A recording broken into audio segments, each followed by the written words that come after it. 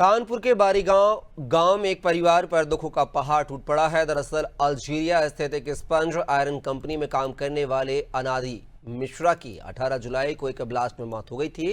बेटी की मौत का सदमा उनके पिता राजेंद्र मिश्रा बर्दाश्त नहीं कर पाए और बुधवार सुबह उनका भी निधन हो गया है। घटना के 15 दिन बाद भी मृतक का शव भारत नहीं पहुंच सका है। जिलाधिकारी जितेंद्र प्रताप सिंह ने पीड़ित परिवार से मिलकर उन्हें सांत्वना दी है और हर संभव मदद का आश्वासन दिया है। आई है तो बोले कि 2 दिन बाद उनको हॉस्पिटल ले जाया गया है। 2 दिन बाद उनको छुट्टी मिल जाएगी, वो आ जाएगी तब आपसे बात करेंगे।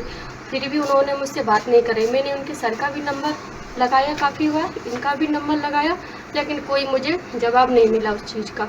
मैं 3 दिन तक ऐसी परेशान बनी रही, लेकिन किसी ने मुझे कुछ नहीं बताया। जब मैंने अपने फैमिली को कॉल किया, उन्होंने भी कॉल किया, उन्होंने भी सर को बताया, पूछा, उनका भी कॉल नहीं उठाया गया, सर ने उनका भी कॉल नहीं उठाया।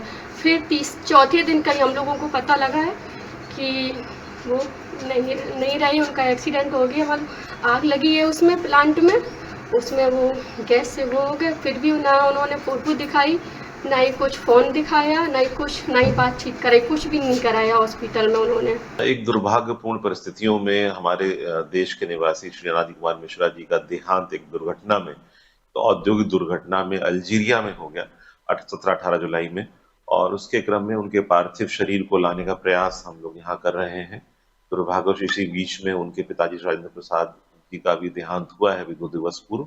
इसके क्रम में मैं स्वयं भी उनके गांव में गया था और जो हमारे मृतक अनादि जी हैं और श्री राजेंद्र प्रसाद जी की जो विडोज हैं उनसे मेरी बातचीत हुई है, परिजनों से भी बातचीत हुई है और परिजनों का यह आग्रह है कि उनके पार्थिव शरीर को अनादि जी को वहां से लाया जाए।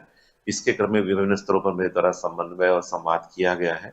श्रमायुक्त उत्तर प्रदेश के माध्यम से भी अल्जीरिया में हमारे भारतीय दूतावास को इस विषय में अनुरोध पत्र भेजा गया है और परिवार के जो विवरण है, सहमति पत्र हैं, वो भेजे गए हैं और हम प्रतीक्षा कर रहे हैं कि शीघ्र ही उनके जो पार्थिव शरीर है वो हमारे बीच में होगा और जो भारतीय परंपरा, हिंदू परंपरा से उसका अंतिम संस्कार होना चाहिए, उसे हम कराएंगे।